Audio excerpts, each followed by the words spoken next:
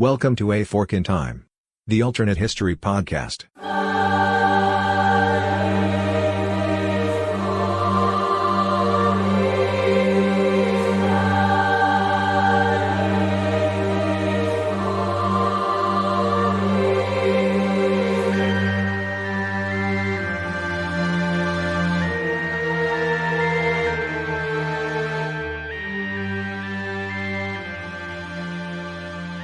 Welcome back to A Fork in Time, the alternate history podcast. Don here. I just wanted to give you guys a quick introduction to what you're about to hear in this special episode that we're releasing here on A Fork in Time. What you're actually going to hear is the recording of room number 9 for the episode that has just been released on our sister podcast, the other feed, The Room Where It Happened. And what we had the privilege to do, at least virtually, was sit down with Dr. Beau Breslin, the team that brings you both A Fork in Time and The Room Where It Happened, to have a conversation about his book, A Constitution for the Living, imagining how 5 generations of Americans would rewrite the nation's fundamental law. Beau's a listener. Beau reached out to us. Beau's an academic and a scholar, and it was a great deal of fun to have him. I think you will find the conversation both enlightening and entertaining. We certainly enjoyed it. We always enjoy when we have an opportunity to get together and record an episode, but this was extra special with Beau being a part of it. I think it'll become self-explanatory as you listen to this particular episode as to why we've included The Room Where It Happened here on A Fork in Time, because what's going to follow, in fact, the next episode that's released here on A Fork in Time, is going to be the first of our What If episodes where we actually follow the constitutions that were laid out in Beau's book. Again, if you listen to the episode, it should all make sense, and you'll understand why this is a great opportunity to have the two podcasts overlap in a very special way here. So without me talking any further, without any further ado, which seems appropriate that the room is going to be located in France, here's episode for room number 9 of The Room Where It Happened, and we hope you enjoy. Welcome back to The Room Where It Happened. This is room number 9. It's been almost a year, so we've managed to get almost to double digits, so we're making progress here. And I'm excited about recording this episode and the folks that I can see on my screen in front of you. You'll just have to listen to us, but I'm excited about it. And just before we get started here, we're going to go to France for this room. And this room is going to be, in some ways, ironic because it's the second time we're going to a Jefferson dinner party. In room number 1, we went to a dinner party hosted in New York by Jefferson. Particularly there, it was as we talked about in room number 1, it was about the compromise that was struck over the location of the Capitol and Hamilton getting what he wanted in terms of a national bank and the national financial system and the assumption of debts. So it seemed time that it was appropriate to come back around and go to dinner with Jefferson again, although it's not just with Jefferson, and we'll talk about that as we work through the episode here. And the impetus for this episode, as we've talked about leading up to this on both podcasts, particularly on The Fork in Time, is we're joined by our usual crew. So let me introduce who is here from the usual crew today. That's Alexis and myself. We also have Chris Coppola and Eric Bond. So we have one half of our Eric and Eric combination. So I'll let everybody really quick, starting with Lex, say hi. Chris, say hi. No, Eric says hi, and then Chris, we're going to let you do what you normally do. But Eric, if you'll say good hi to the good listeners. Hello, good listeners, to my first time on The Room Where It Happened. That's true. I realized that, Eric, as I was looking at the graph there. Alexis is on a brand new computer, so it's crisp and clear sound and video-wise. So how are you doing tonight, Lex? Except if I keep muting my mic, it's because I've got 2 rambunctious dogs. So I'm going to do my best to minimize the barking, because of course they haven't barked all afternoon, but now they want to now they want to bark. That's the way it works. That's why if you go to the website, one of those 2 dogs, Madison, is the show mascot, because she would tend to interrupt when Alexis and I were recording here at my house.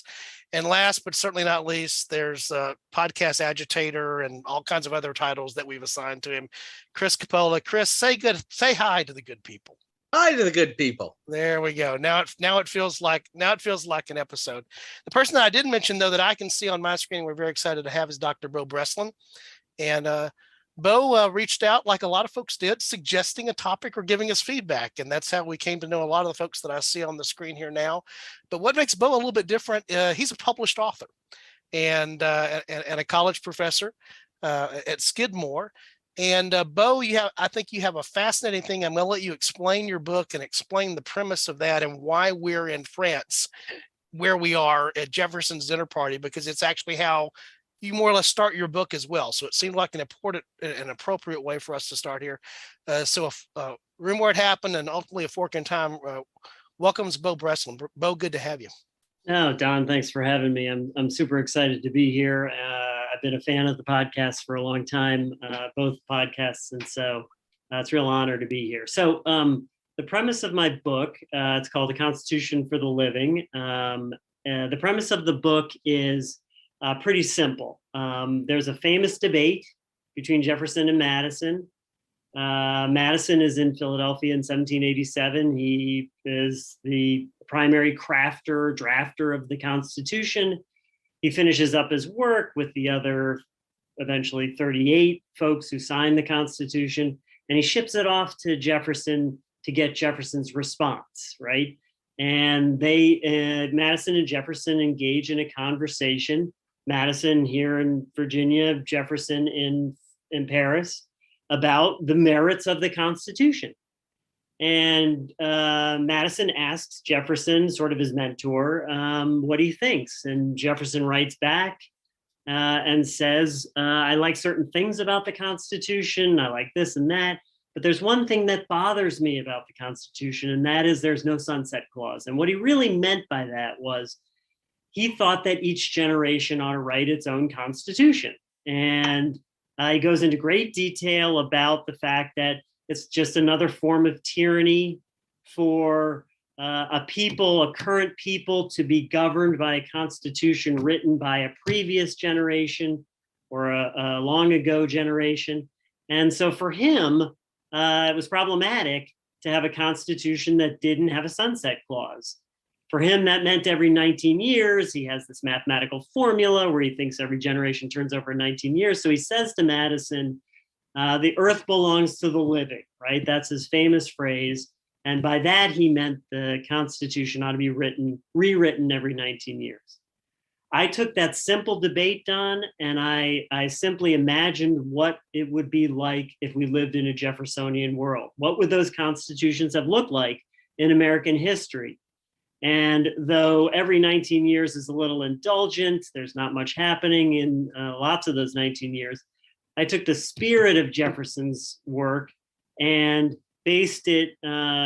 imagined a Jeffersonian world in which a constitution was written based on the life expectancy of American citizens at the time. So in 1787, the life expectancy of the average American male was 38 years, which puts us at 1825. That life expectancy doesn't change in 1825, so the next constitutional convention is 1863. Interestingly enough, right in the middle of the Civil War. Then the life expectancy of Americans changes a little bit. It expands a little bit to 40 years. So my next one is 1903. 1953 is the fourth, and then 2022, because the life expectancy of the average American in 1953 was 69 years. So I'll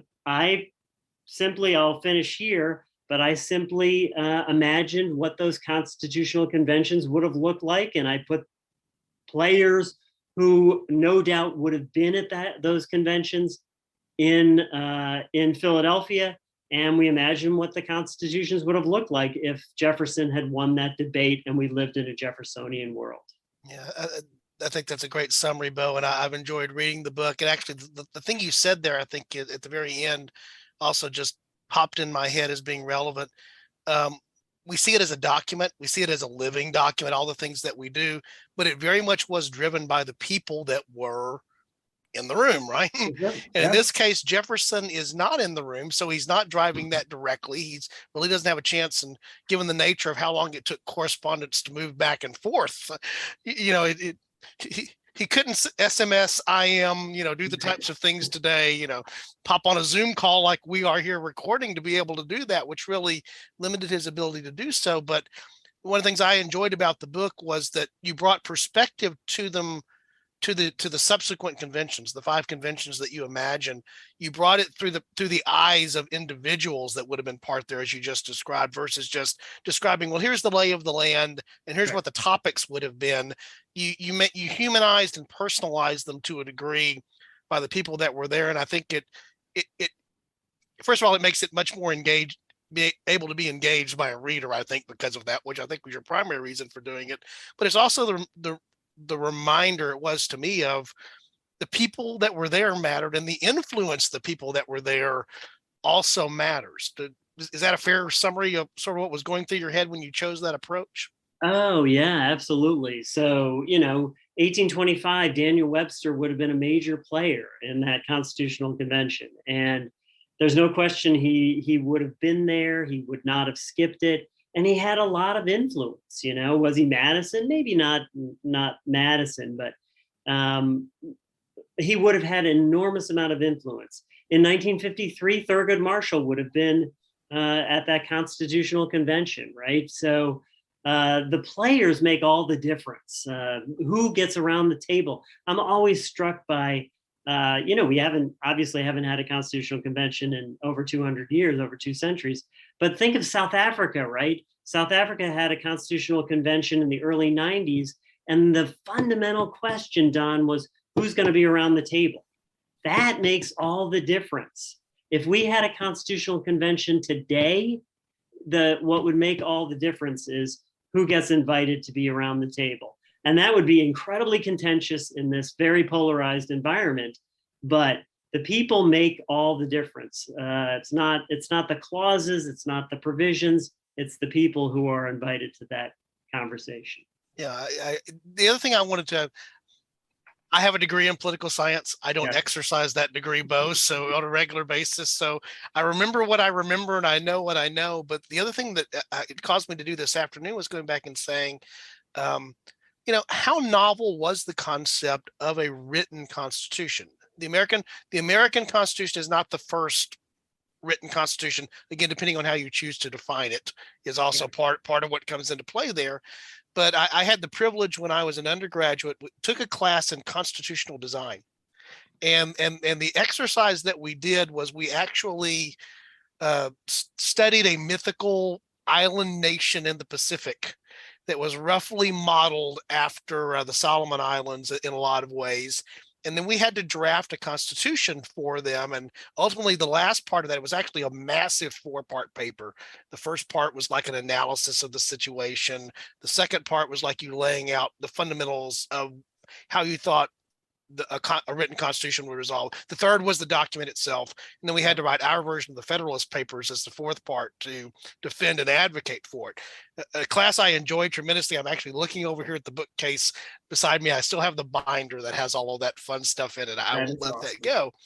But what I remember there is one of the things, and this is how it ties back around to the question that I was going to ask. That's not just a trip. It is a trip down memory lane for me, but it's not only for that purpose, is that one of the things that we studied were other documents that had come before the American Constitution, things like the Mayflower Compact being an example of this, that were this idea of we're going to put a fundamental agreement in writing was both not new and new at the same time. Is that a fair thing to say? Yeah, I mean, that's so first of all, I'm super excited about that class, right? I want to see that syllabus. That looks phenomenal. That's that's pure constitutional theory, which I'm just thrilled about. So the answer is yes. And this is what I say to my students, Donna, and that is our Constitution, warts and all, changed the world, right? And sure, there was Magna Carta, there's documents that were written beforehand, but none had the full effect or the entirety of our Constitution. And so our Constitution is the most enduring national constitution currently written, right? It's the first written national constitution in its full form. Only 3 countries of the world have not followed the US's example of a written constitution. And there are reasons for them, right? The UK is one of them. New Zealand is another as a colonial power, as a colonial outlay. And Israel, right? Israel cannot afford to have a written constitution because it cannot afford to write down the rules of the game for a Jewish state prior to the game starting. And that's what a constitution does. But prior to 1787, there were no written constitutions outside of the state constitutions in the full form. Mayflower Compact has certain pieces of it. Magna Carta has certain pieces of it. But our Constitution changed the world because it ultimately led to countries, arriving on the international scene by writing a constitution and stating their claim to that. Okay. I've sort of dominated the questioning here, so I'm going to throw it open to the team of the panel. They're not just here to be pretty faces on the screen for me. They're here to engage. Does anybody have anything along those lines that they want to throw out as a question to Beau, or a topic that they wanted him to sort of address in this sort of introductory phase? I'm kind of interested in the idea of the constitutional project as an outgrowth of the Enlightenment, and this idea that we can distill natural and human laws and relationships into understandable principles. And it feels like that's very much where this comes from. And almost the United States got lucky being the first, because there were those Enlightenment ideas, man, maybe, I know the United States really helped cause the French one, the revolution, all of that.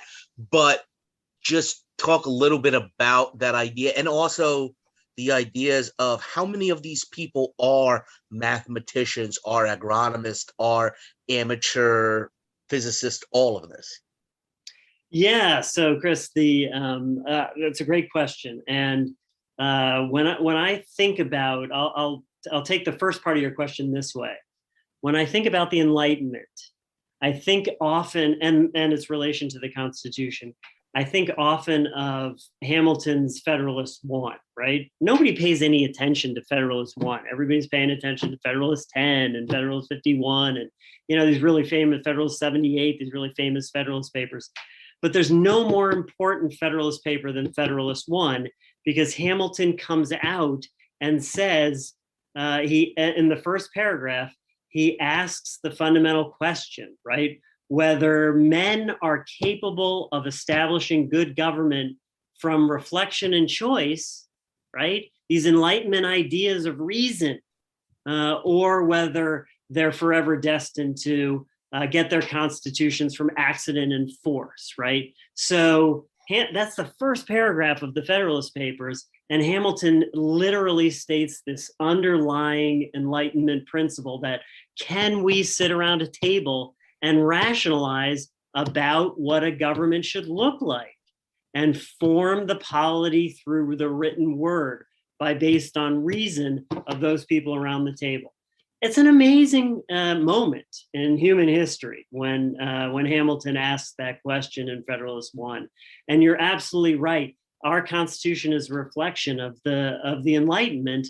And yeah, we just happen to be first. We beat the French by a little bit, right? But ultimately, it did fundamentally change the world. So your question about the Enlightenment, your ideas about the Enlightenment absolutely informed the Constitution. And Hamilton depicts that in Federalist One. And to Chris's second point there, Beau, about the diversity of the participants being, well, today we would probably bring a lot of government people per se. Right. That sort of existed, obviously, but didn't exist that in that Constitution, right? Yeah. So a lot of them were astute political thinkers, right? Even if they weren't purely politicians at the time, a lot of them were purely politicians at the time. But one of the things about the founding generation is that they were experts often in multiple things, right? So John Dickinson, for example, is a lawyer and a physician at the same time, right? He's able to think beyond just the narrow parochial stuff that we're used to nowadays. We've lost that, right? And one of the things that I think about when I think about constitutions written throughout American history, especially today, is again, who do you put around the table? I think you put citizens like the six of us, the five of us around this in this podcast. I don't think you put politicians in the room. Sure, you might have some, but ultimately, let's have a citizen driven constitutional convention. At the time, these were prominent people. They were wealthy people. They wanted to maintain their wealth. There's no question about it. They established a system of government that would maintain their elite status. But today, it would be interesting to think about not having elected politicians in a constitutional convention. I do think you need judges, and I do think you need somebody with some expertise, but how about just regular citizens who are either voted in or randomly put on around the table? That would be an interesting constitutional convention. So instead of jury duty, you get your constitutional convention summons, and then people are trying to weasel their way out of that the way that Right. they do out of jury duty per se. Don, how much time have you spent in Philadelphia? Uh, I can understand trying to get out of it. makes a little sense. The last thing that I wanted to ask Bill about, and then I wanted to actually go back to the premise here, the start of Jefferson's dinner party in Paris, because I think that brings it back to full circle there, is the other thing that strikes me about the U.S. Constitution is, in some ways, it's a renegade document. That's why you have to have the Federalist Papers come along and defend it for ratification, because their stated purpose, well, we're going to get everybody together to fix this thing we've already got called the Articles of Confederation that's not quite doing what it needs to do. So do you have any thoughts just on, helping us better understand? I guess this has always been a question for me when I've studied it. Most of the delegates that went to the Constitutional Convention sort of know, that's probably what we're going to have to do when we get there. Or was that actually sort of the first? Chris raised the great question about, this idea of, can you even do this? But was that as radical as I think that it is in my head? Or was that sort of, we know that's what we're going to have to do when we get there? Or was it a mixture of the two? Yeah, it's beautiful. It's a beautiful question. And, you're super knowledgeable and astute about this kind of stuff, Don. So what I tell my students is the most revolutionary moment in American history is the moment in early in the Constitutional Convention when the delegates decided to scrap the Articles of Confederation.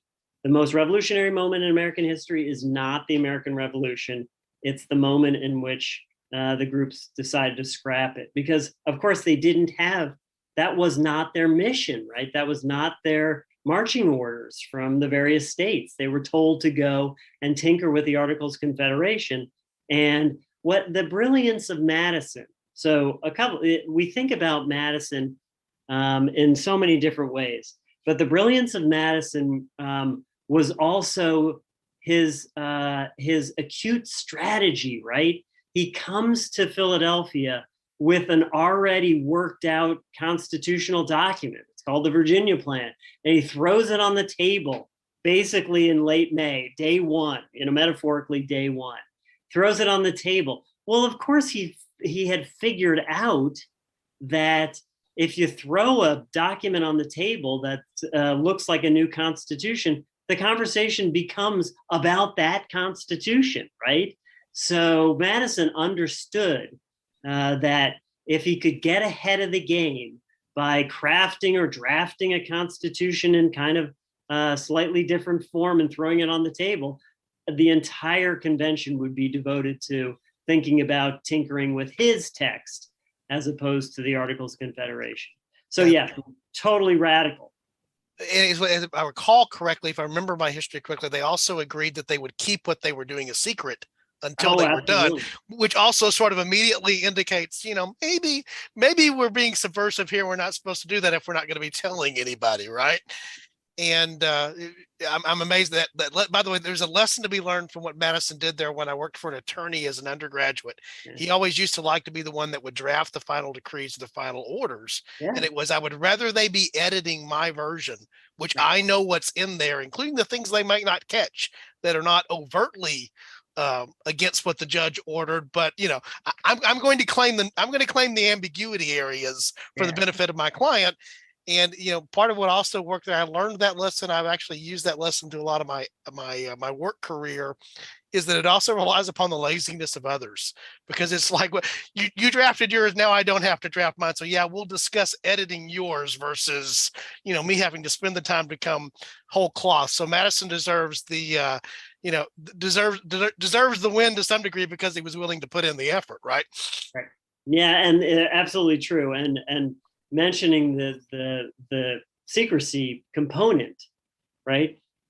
That you cannot overstate how important it was that they kept secret, they kept quiet about these things. And the amazing thing, even in 1787, was that they held true to that commitment to each other. One of the things that's I'll just mention, one of the things that was super fun about writing the book is thinking about these sorts of things, right? So at what point, is it 1825? Is it 1863? Is it 1903? Would it become impossible to keep it secret, right? And I had to imagine, okay, well, it was this year. It was 1863 that they decided not to do it. So there were cool things like that, right? Remember the original Constitutional Convention? They voted as states, right? They weren't individual votes, right? They got together and they voted as states. So, if you got 7 states, you were going to win a majority. It wasn't an individual vote. At what point did they change that? Because of course we would never vote by states now. So those sorts of things developing and evolving over history and secrecy and so on were part of the fun of writing this book. Yeah, and it comes through, and again, we highly encourage our listeners, if you haven't gone out, there'll be links in the show notes and other places to go and get it, because it's again, it is not a dry political read. That's the thing that I want to emphasize to folks, is that it has elements of characterization to it in such a way that it makes it, I think, accessible even to folks who aren't as passionate about this topic as I think most of the people that I see on the screen here are, because we're drawn to this naturally. So let's talk about this Paris Jefferson dinner party. You mentioned who some of the, I think that was off podcast, you may have mentioned who some of the participants are there. But just to establish, Jefferson is in Paris. The reason he's not is he's over as the minister to France, and which is a vital role. It's not that he was not doing something important. In fact, you can argue it might have been one of the most important things that any American could be doing at that point, given the role that the French had in the success of the American Revolution and in maintaining the independence of this young republic that's even going to come under siege. By 1812, it's going to come under siege. That's the way that it's going to work. But also that, and I want to ask you to talk about this, if you would, Beau. He has succeeded Franklin. You mentioned that in your book and what that meant. So it's not like this is the first, notable American who's been here in Paris.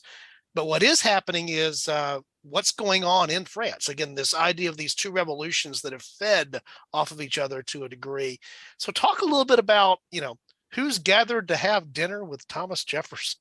Yeah, so Jefferson has a dinner party, and he has the dinner party in his home at the Hotel de Langeac and on the Rue de Berry, and he invites 4 other people to the dinner.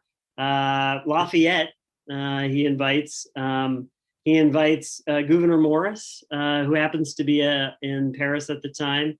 He invites Rochefoucauld, and he invites Condorcet, right? So these people and he was interested, Don, in having a conversation about constitutions. And ultimately, as we were talking about before, he has a particular view of what constitutions ought to do. And he has a particular view about how long they can endure and so on.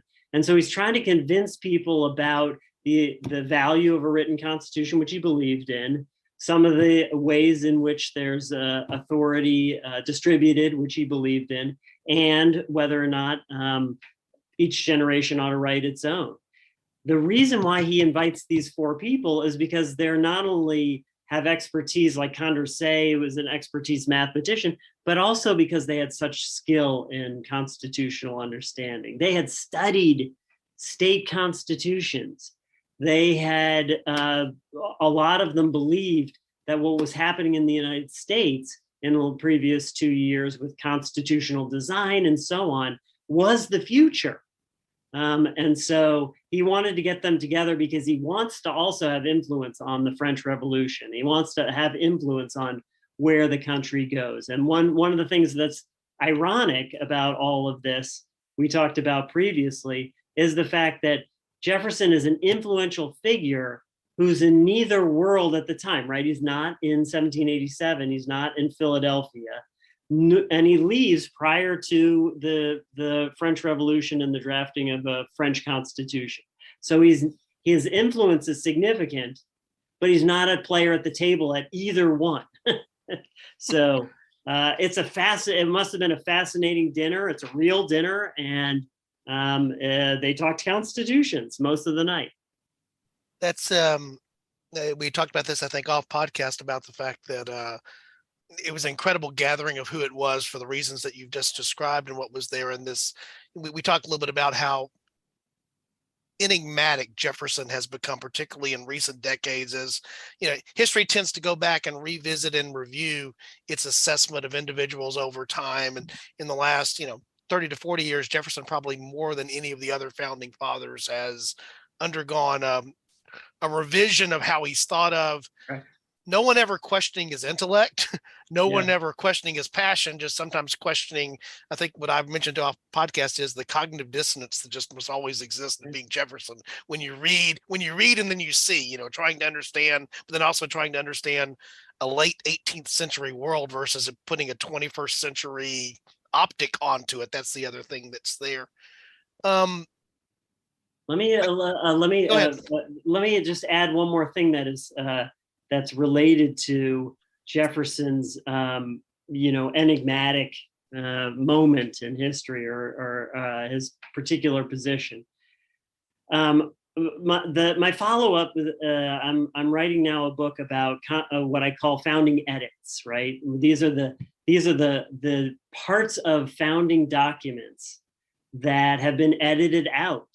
And what would happen, this is perfect for your podcast, what would have happened if those edits were still in place? And the most famous one, of course, which has not been written a lot about, is when Jefferson has the last of his complaints that he writes in the draft Declaration of Independence, is this 167 word, very long complaint to King George III about slavery, right? And the section he goes to tell King George III that King George III is a pirate for treating Africans like this, and that slavery is an abomination, and so on.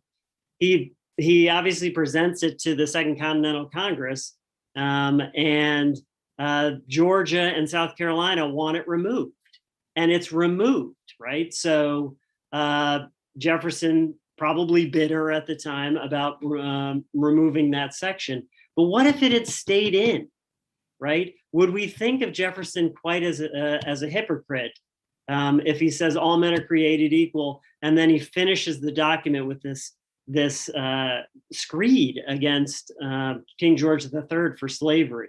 So Jefferson's has become just a very puzzling, head-scratching, enigmatic guy. And there are so many different ways to think about Jefferson. This constitutional conversation, I'm sure he's trying to convince people about his generational idea, and they're saying no. So there's just a lot about Jefferson that is puzzling. We try very hard, Beau, to keep our two podcast concepts separate, and we fail at it. Yeah, horribly, right. Because we always, inside the room where it happened, want to go to the what ifs, and inside of the what ifs. In fact, the reason we created the room where it happened is, we spent a lot of time talking about the what was there, and almost, the what if was. So let's create a place where we can go talk about the what was, and not feel bad about that. But I feel compelled here how might that, especially with the edit concept that you just mentioned there, how, if Jefferson had been able to be in Philadelphia in 1787, do you have any immediate thoughts on things that you have high confidence in that might have been different, or would he have been just another influential voice around the table, but just another influential voice around the table?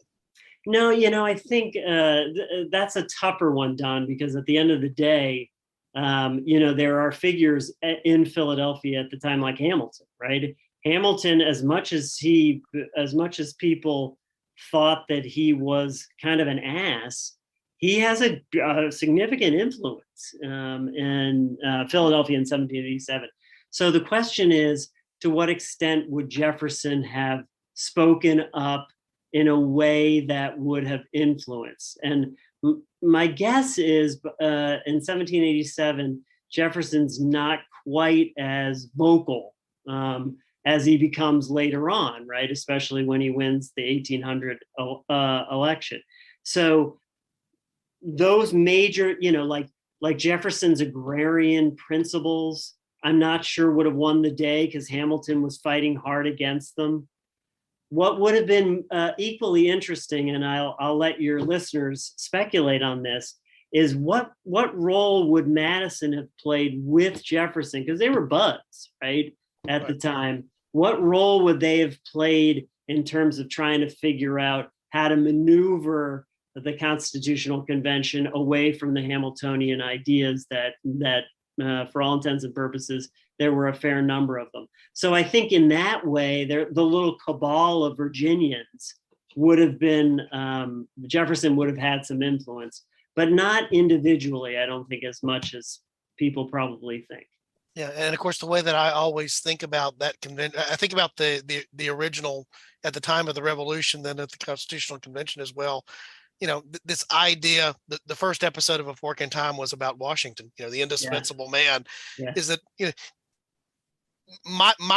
my understanding in all the time that I've ever studied this, going back to grade school and then on through college, was that everybody knew who that first president was going to be. It wasn't hard to figure that out. And as a result, so often I think that did frame the thoughts about what that role would be, because they knew, at least initially, who would be in that role. Then comes Adams, then comes Jefferson, right, and all the things that flow off right, from that. But that idea of who were, think about the Virginia component there, Madison being a Virginian, Jefferson being a Virginian. Oh, by the way, Washington's a Virginian too, that we're all thinking about here at the same time. And in the interest there, you mentioned earlier the deeper South states, the slave states, versus the where slavery was not as prevalent. Hamilton representing financial interest, the New York interest versus the Virginia interest. The very fact that it's the Virginia plan is we've got to figure out how to balance this population thing with the representation thing because of the articles. Yeah, I always, again, that's where the historical what if stuff will start kicking for me, is trying to figure out what would have won the day. But going back to what we talked about earlier, personality becomes an important part of this. Would there have been Would there have been some part of the Constitution that wouldn't have been, because I'm just not going to be for that because Jefferson's advocating for it, kind of thing. Right. No, yeah. And I think, one thing that was beneficial about the Constitutional Convention was the fact that there were some players who were not there, Jefferson being one of them, so that people didn't fully get entrenched in their ideas. It's interesting, though, Don, as much as we might find the framers of the Constitution to be, enlightened figures, to use Chris's term, they also got lucky, right? As you mentioned, everybody knew that Washington would be the first president. So Article 2 is purposefully vague and thin, right? If you compare it to Article 1, Section 7 has all of everything down to Congress can make postal roads and post offices, right? Really detailed stuff. But when it comes to Article 2, qualifications, sure, we'll have these vague notions of executive power, but it's very short, it's very thin. And that's because everybody knew Washington would set the parameters for what that job was. That's lucky, right? They just got lucky in that moment. The other thing I'll say about turning back to Jefferson in that conversation that he had in his room was, I think he also understood, Don, that he could have more influence in France at that time than he could in the US, right? He had kind of, sure, 1776, most people knew at the time that Jefferson was the drafter of the Declaration of Independence. He's a beautiful writer. Adams tells him to go ahead and do it because he's a much better writer than Adams, which for Adams must have been kind of an ego, a shot in his ego. But Jefferson understands between 1784 and 1789, Jefferson understands that he's got great influence in Paris. And so I think that's the one thing that makes the regret of not being in Philadelphia at least palatable for him, was that he knows he has great influence in Paris, and he can make a difference like he did in 1776 in the US. Yeah. And I'm obliged to say it on air because I think I said it off air before we started. Too much. I'm trained and studied in this area, but too much of my American history is now framed through Broadway musical. Yeah. And so when you were, obviously Hamilton being the phenomena that it's been, and recognizing what it is there, but also the other thing that comes to mind is that famous from 1776, where the you write it kind of thing, where it's left to Jefferson to write it because everybody else wants to go home for a little while more than anything else is the way it's portrayed there. But you're right. To me, the fascinating thing, because again, we've turned them in. And I'll conclude on this and certainly let others jump in. And Robert Koshy's been able to join us now, so Robert may pop in here in a second as well. Is that what you were talking about earlier there, Beau, about, for the longest period of time, these were two-dimensional sort of statuary type figures. What's happened in the last, half century is the nature of historical scholarship and other things that have come out. DNA testing, for example, now validates a rumor with respect to Jefferson that was widely known, widely suspected, but are you sure kind of thing. Is that, we think of them as being two-dimensional. That's the only word I know to describe it. There's not this depth. And again, the other problem that we often do is we want to assume and put 21st century optics on what they're doing. And that's not who they were at the time. There's no doubt, I know you'd probably agree with this, but when we will get into it in A Fork in Time, when we start going through some of these other conventions and what that means and who's there, there were no women. Yeah.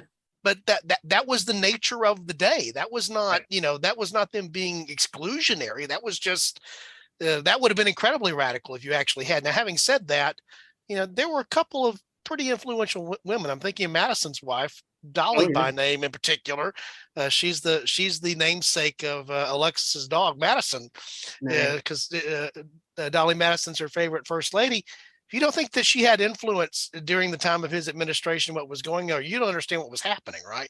And that was, there were others that, I guess the way this comes to a question is, Beau, are there others besides Jefferson that are not there that are having influence even in their absence?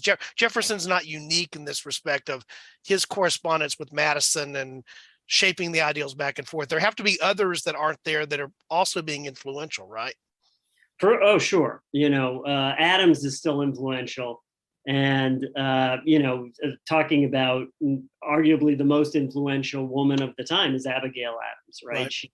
She absolutely shapes the way that early founding period happened. The people I tell you, Don, the people I tell you who are not at the convention who have most influence, probably the most influential guy not at the convention is Montesquieu. Now, of course, he lived 100 years earlier, but at the end of the day, our system of separation of powers and our system, of checks and balances is in large part due to Montesquieu's teaching. So the people who are most influential, it's very well known that Madison studied everything he possibly could, from the ancients to those Enlightenment figures that Chris was talking about earlier. He studied all of those treatises the John Locke's of the world, the Aristotles of the world, in order for him to put together the document that we now call our Constitution. So the most influential people were those that were long dead that got into Madison's head and helped him craft what he's doing. But Abigail Adams, probably the most influential woman of the time. So I have an interesting question, Sure, Chris. kind of building off of the entire concept here. We do look at the original founders in that two-dimensional statuary perspective. If every generation had a living experience of revising the Constitution, would that change? Would that connection to them be stronger because we had done something similar? And how do you think that that process would change how we view the founders? Or I guess the 1787 founders. Yeah, it's a brilliant question. My sense, Chris, and you're just as qualified to answer this as I am. Everybody on this panel is. My sense is that on the one hand, we would reinforce what we describe as the brilliance of their ability to think about constitutional design, right? So everything from bicameral legislatures to life tenure fixed salaries for federal court judges because they represent those who don't have a voice in the political process, right? All of those things you'd probably say, wow, they kind of knew what they were talking about. On the other hand, there's some real clunkers of clauses in our Constitution that are head scratchers, and not just the ones about slavery, right? So I think that they would both be reinforced in terms of their brilliance, but also the warts of the Constitution would come out. And I do think if we sat down today in 2022 and had a constitutional convention, and that we had enough time to kind of think about what it means to be in convention, we would revisit that moment. And a lot of the things that about slavery and about, Franklin owned slaves. Nobody spends any time thinking about Franklin's slaves. I think a lot of this stuff would be uncovered, and that two-dimensional quality of the founders would be uglier than it currently is. So I think the brilliance of the design would be reinforced, but I think their personalities would get a real raking over the coals again. I think that's so that begs the question. Hello, everybody. Hey, Robert. Explain Beau, it's very nice to meet you virtually and have you on the nice meeting podcast you, with the I got my times all mixed up. Would that have reevaluation of the founders occurred sooner? Because in reality, we didn't start reevaluating them and making them non-statutory personalities for what we're saying until the latter half of the 20th century. Right. They were all on a pedestal right. until then. Do you think it would have shifted where we have, and this is maybe for the whole panel, where we would have had a revisit of their moral stances, among other things, earlier in the process if we'd have been having a series of constitutions? So it's a great question. I think there are a couple things that I'd throw into the mix, right? One of them is the way in which Lincoln redefines the founding, right? Especially at Gettysburg, right? He created, in some ways, Lincoln, shifted the path of American constitutional development slightly to the right or to the left, depending on if you think of him as Republican or progressive, right? So Lincoln's redefinition of the Constitution after the Civil War and the founders probably would have made a difference if we had generational constitutions. But Robert, I would say no, right? If you had a constitutional convention in 1953, I'm not sure the country was prepared to think critically about the 1787 founders at that time. I think it's a post 1960s phenomenon, one generation removed, that is willing to think much more critically. So I think that would have played out exactly the way it is now, the way it has been. Even if we had generational constitutions, I think it's a just one generation thing that we're experiencing. But Beau, do you think that was a function? I think my mind, I'm going to give my answer sort of even as I ask my question, but I'm not convinced of it. I think part of that had to do with, what happened in terms of political, social, cultural, what we think of as being the 60s, what was happening there. But then certainly what comes along that changes our idea about government is Watergate. And so you have the tremendous change of generally maybe not liking what the government is doing, but not thinking of the government as being as untrustworthy. Arguably that goes way back, but that's not new. But right. Watergate did change, was a watershed moment in terms of, American confidence in particularly in its president, but, also in its government. Do you think that was inevitable, or would this have happened anyway, particularly if there were the regular conventions, as Robert asked the question, would we suddenly start rethinking the founders just because it's time to rethink the founders, or would it take an external event to make that happen, I guess is my question. Yeah, I mean, I think Watergate and other similar situations like that, although I don't think there's anyone that's exactly like that, but I think Watergate pulled back the curtain in ways, Don, that nothing has before or since, right?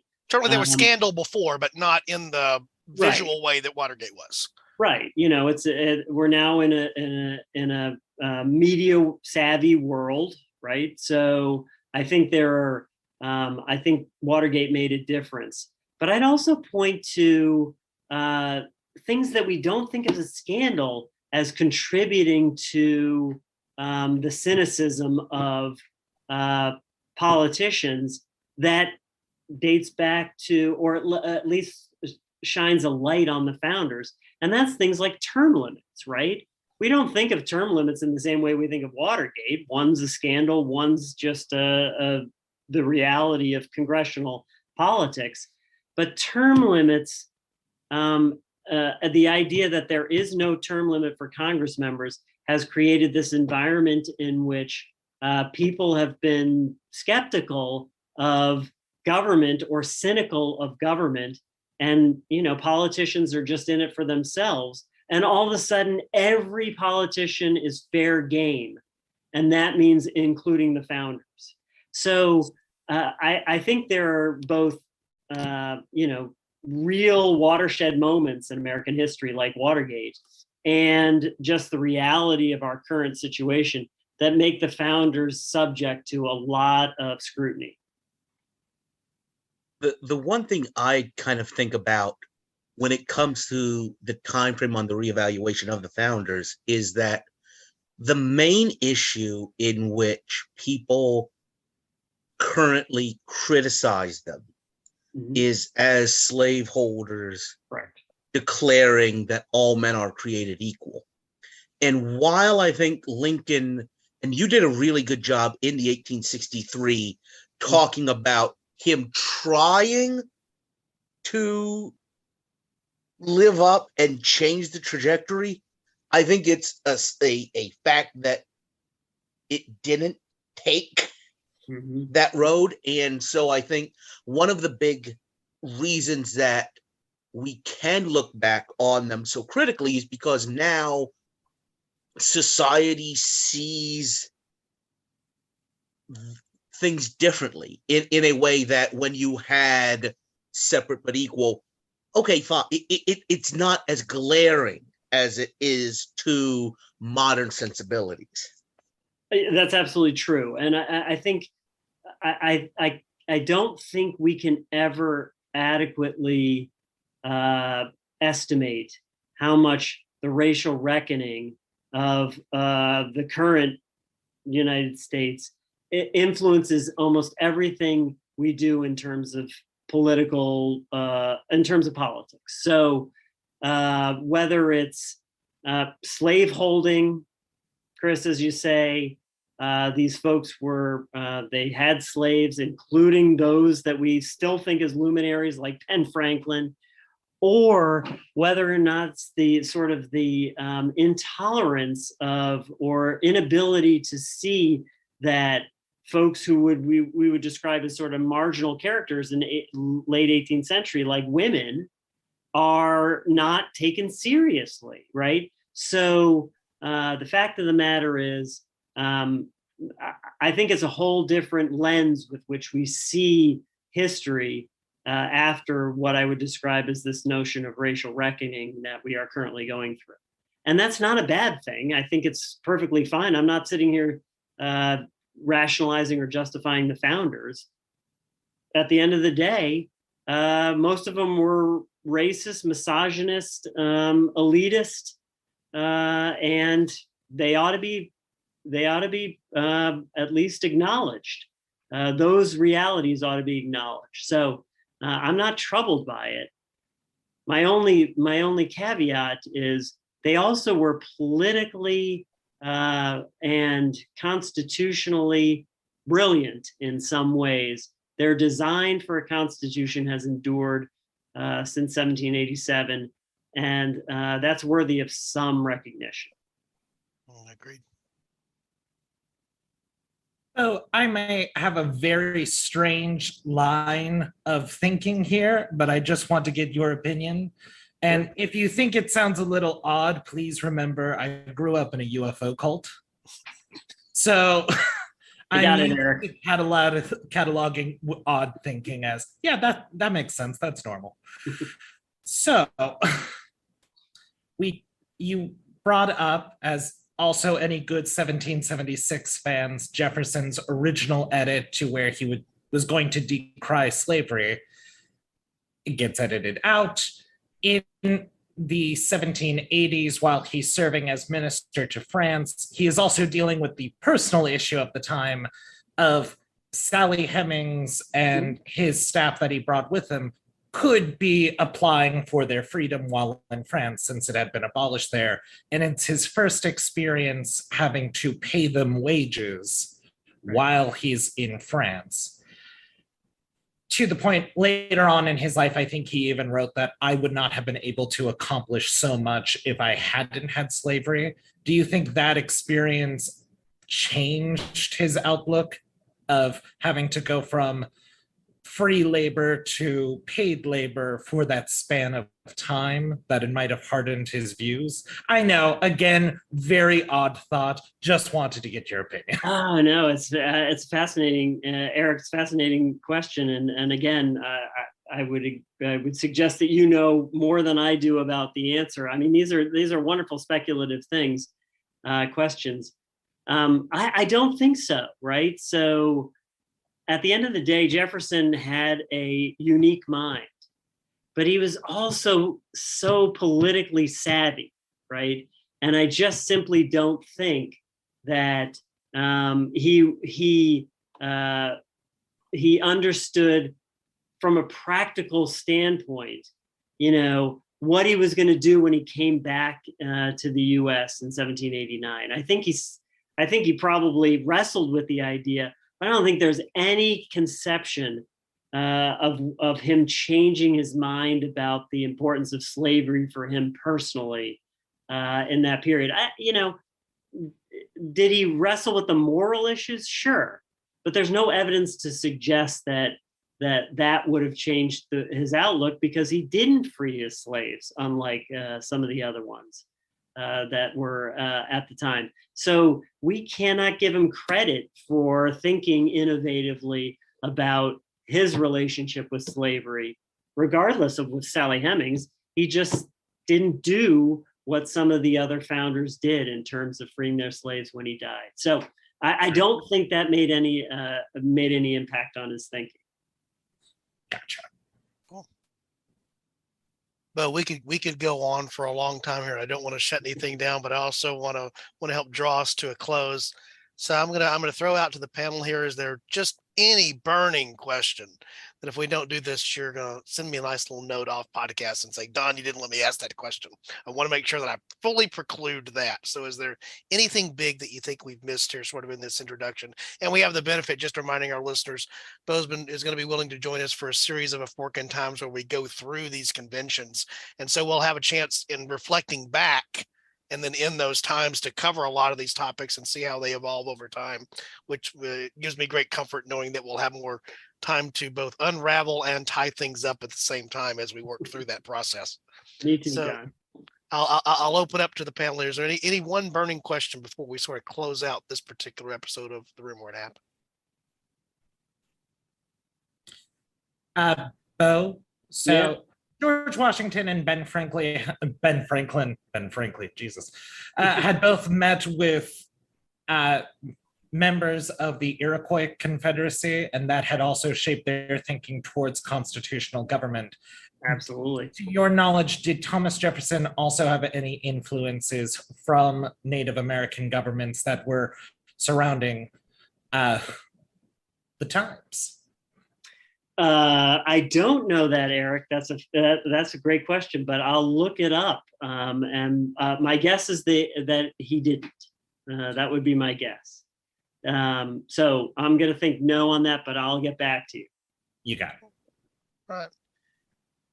Right. This was exactly what I thought it was going to be. This was not just fun. This was extra special fun. So, Beau, again, appreciate you joining us and the rest of the panel here. And just to remind our listeners that are listening to this on The Room Where It Happened, although we're also going to post it on A Fork in Time. This is one of those things. It's the start of the new television season here in the United States, and you often see crossover episodes. So this is our version of the crossover episode, sort of taken to a new level because it works so well for both of our concepts. So you may have heard this for the first time. You've never listened to The Room Where It Happened. You may be hearing this on the A Fork in Time feed.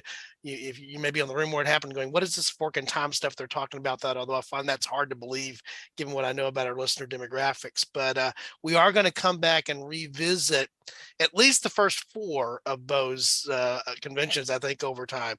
The challenging one, whether, we try to steer clear of modern politics, but this may be our one exception where we might go to what that last one would look like because the backdrop that's here, because I think it's relevant to do that. But the first one that we'll come back to, and you'll see this on A Fork in Time, that'll be released pretty near the timing of this episode on The Room Where It Happened, also appearing on A Fork in Time, is going to be that convention in 1825. And so I encourage our listeners, get the book, read the book. You'll love it. You'll enjoy it. It'll help you engage and follow along with what we're doing here, because we won't be able to cover everything that Beau has written on there in what we do, because we'll end up chasing our typical A Fork in Time rabbits. At some point here, Chris, I'll be trying to prevent a world war because that's just what I do. But I encourage our listeners to do that. And again, we're excited about this. This is sort of a new thing for us, but it's the same old thing we've been doing for a couple of years here at the same time. So Alexis has been somewhat quiet. That's probably because she's been dog wrangling and husband wrangling during the bulk of this here. Dogs. Mainly dogs. But I am going to let her assist us here. We don't do this normally on The Room Where It Happened, but it ties to A Fork in Time. What do we suggest our listeners do if they come across an interesting separation in history? What's worth doing there, Lex? They should take it. They should take it. All right. Thanks, guys.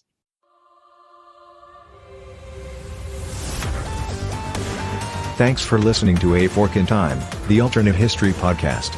Learn more and provide feedback by visiting our website at www.aforkintimepodcast.com. Connect to us on Facebook at facebook.com/aforkintime, or follow us on Twitter at AFIT Podcast.